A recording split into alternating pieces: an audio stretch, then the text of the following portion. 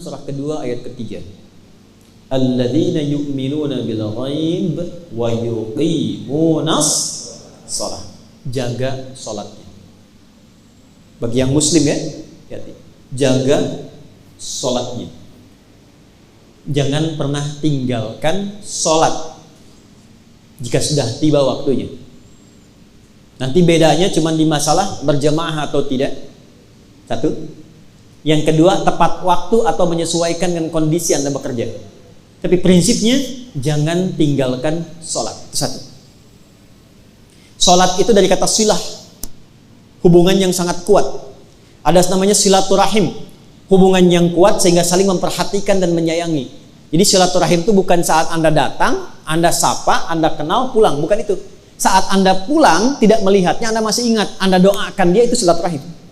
Hubungan yang mengatur kita dengan Allah supaya terhubung terus dan ingat Allah di setiap keadaan, itu disebut dengan sholat. Semakin tinggi sholatnya, semakin diperhatikan kita oleh Allah untuk dimudahkan pekerjaannya. Jelas? Oke. Satu. Belum selesai? Maaf, kita sampai jam berapa ya?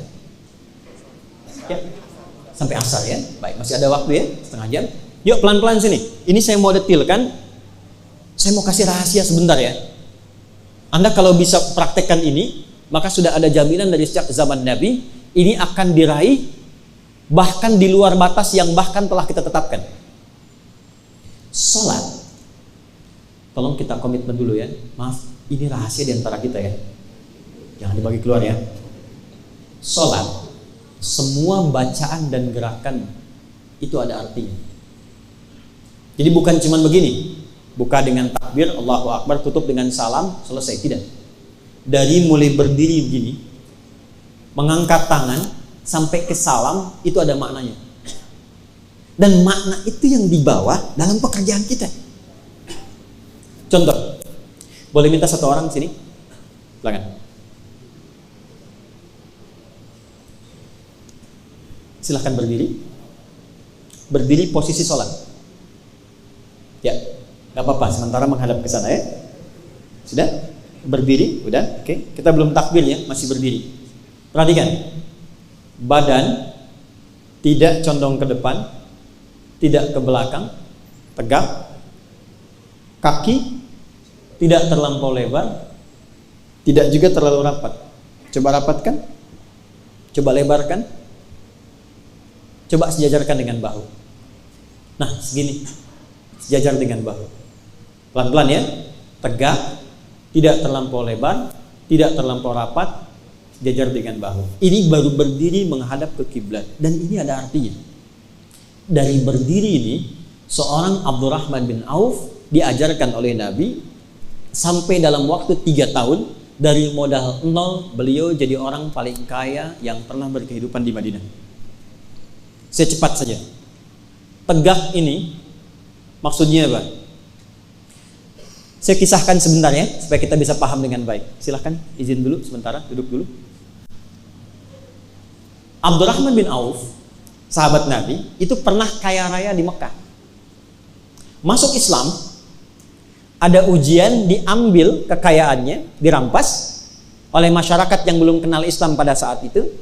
Lalu dikatakan pada beliau, silahkan ikut hijrah dengan Muhammad ke Madinah. Tapi nggak boleh bawa apapun, pakaiannya aja. Untuk memberikan kesan bahwa, nih, kalau masuk Islam akan kehilangan potensi kekayaan dan capek dan belum tentu sampai di sana dalam keadaan hidup. Harta diambil. Yang jadi masalah keluarganya. Maka dikatakan kepada istri dan keluarganya, kalau ingin ikut suami, silahkan ikut, cuman bawa pakaian pergi ke Madinah, jarak kurang lebih 400 km.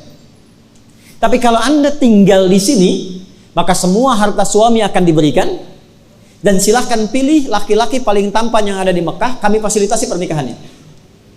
Sebentar ya. Kalau ibu-ibu yang sekarang atau yang perempuan diberikan pilihan dalam posisi seperti istrinya Abdurrahman bin Auf, ikut suami kehilangan harta dan jalan dengan pakaian, belum tentu selamat, atau tinggal di Mekah mewarisi semua kekayaan suami dan boleh pilih laki-laki tertampan yang ada di Mekah. Pilih mana? Ikut atau tinggal? Jangan dengarkan bisikan yang tidak jelas. Alladzi yuwaswisu fi sudurin nas. Tinggal atau ikut?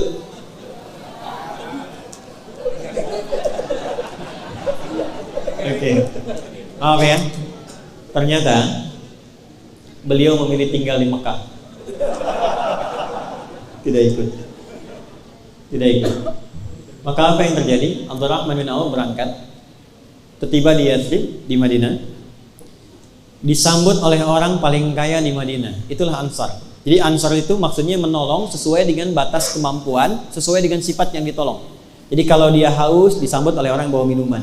Dia lapar, disambut oleh orang bawa makanan. Ini orang pernah kaya, jatuh fakir, maka disambut oleh orang paling kaya lagi di Madinah. Karena diduga khawatir jatuh fakir, kehilangan kebiasaannya, lantas ada stres dalam dirinya. Ya, kan rumusnya begitu kan di fisika? F1 sama dengan F2 kan? Gaya gerak sama dengan gaya dorong. Apa yang masuk itu yang keluar kan? Ya, kalau yang masuk bagus, salarinya bagus, cukup, mobilnya enak, keluarnya kan gaya. Ya kan? Kalau masih kurang, keluarnya nunduk, tawadu, kemudian sedekah gitu kan? Ya kan? Tapi kalau semakin tinggi, gayanya tinggi, persamaannya kan hukum Pascalnya F berbanding lurus dengan P kan? Ya kan? Gaya berbanding lurus dengan tekanan kan? Ya kan? Semakin banyak gaya semakin tertekan kan? Ya. Nah, ini dikhawatirkan kekayaan yang tinggi, gayanya tinggi, jatuh fakir, gaya belum hilang. Maka apa kata orang kaya ini? Akhil karim, khudnis lanari. Saudaraku, saya pernah dengar sami'tu annaka kunta ghaniyan. Saya pernah dengar Anda pernah kaya. Kalau ingin kaya lagi, ambil setengah harta saya. Saya dengar Anda ditinggalkan oleh istri dan keluargamu.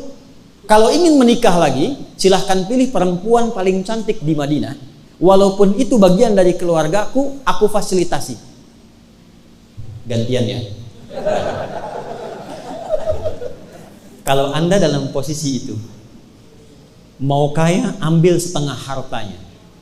Dan pilih perempuan paling cantik, walaupun bagian dari keluarganya, nikah difasilitasi. Saya tanya, Anda terima atau tidak ditolak sama sekali?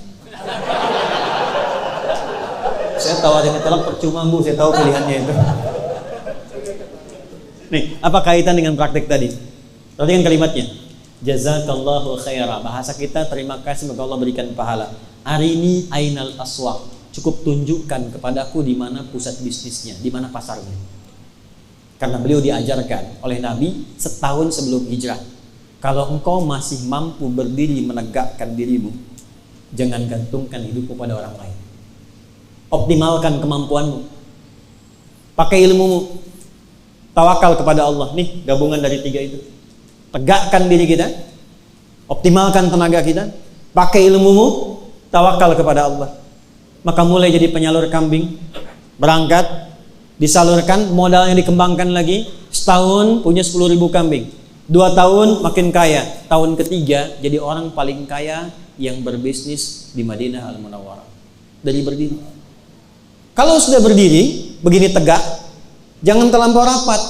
Kalau sudah mandiri, sudah bagus, sudah sukses, jangan eksklusif. Bergaul dengan teman yang selevel saja, lupa dengan teman-teman yang mengangkatnya. Lihat teman-teman di divisi Anda sebelumnya, barangkali dia perlu dibantu, barangkali dia perlu dikatrol, barangkali dia perlu dibimbing. Tapi juga jangan terlalu royal. Ya, baru dapat dengar promosi jabatan belum diangkat sudah sebar kartu nama. Ternyata besoknya tertukar. Nih, tegak. Ini belum takbir. Maka tolong jaga sholat. Tapi saat yang bersamaan pelajari, saya ulangi, pelajari makna dan bacaannya. Karena isyarat dari Al-Quran, ada orang yang sholat tapi tidak mengerti apa yang dibaca dan dilakukan dalam sholatnya.